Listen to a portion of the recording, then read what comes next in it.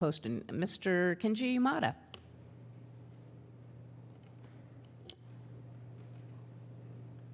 Thank you, Mayor.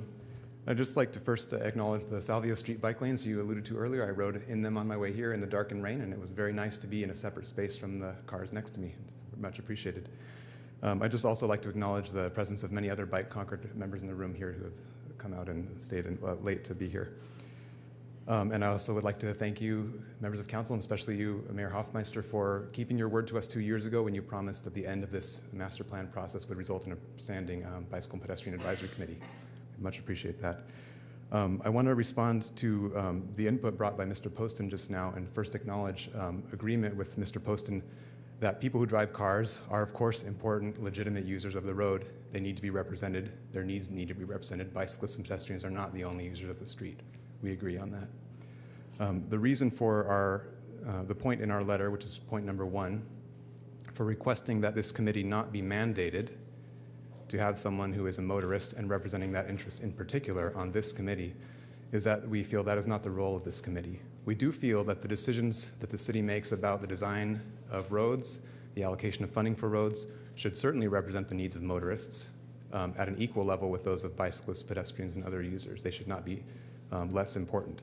But that is not the role of this committee. This is a Bicycle and Pedestrian Advisory Committee, and its role is to provide the perspectives and input which have so far been lacking or not adequately represented in the decisions of the city. The same cannot be said of the needs of motor traffic, as important and as real as they are. And that is why we feel it's not appropriate to mandate the inclusion of a motorist point of view on this committee. A motorist point of view certainly will be represented. As many of us know, almost no one exclusively walks or exclusively bicycles. Most of us drive as well as use those other modes at different times. And as for the requirement that a civil or transportation engineer be on the committee, we feel this is legitimately the role of staff, and indeed the liaison to this committee will be a representative of the city's engineering division, I think probably the city engineer himself in many cases.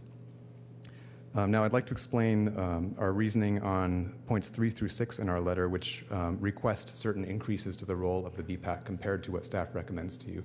Our basic intention in that is to make sure that matters that concern bicycling and walking do come before this committee for comment and input. We are sensitive to the concern that this might increase the workload of staff who have limited resources. And for that reason, I'd like to bring to your attention a point of comparison, which is the Bicycle Advisory Committee to Caltrans District 4. That committee is much more active than some BPACs, and it actually has its own subcommittees who do a lot of the work that staff do for committees in this city, such as compiling reports, preparing proposals. Something like that might reduce the workload of staff and allow our BPAC to take a similarly active role in moving our city toward its goals for active transportation.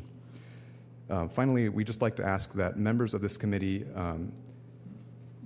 be mandated to be people, basically that they express an interest in the mission of the committee, which is to move the city toward its goals for active transportation. It's a fairly light requirement, but it's something that we'd like to see expressed by any candidate who applies to be on the committee.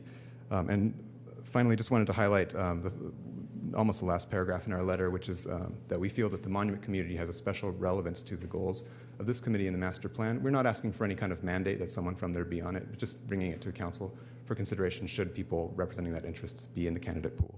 Thank you. Thank you very much, Mr. Yamada.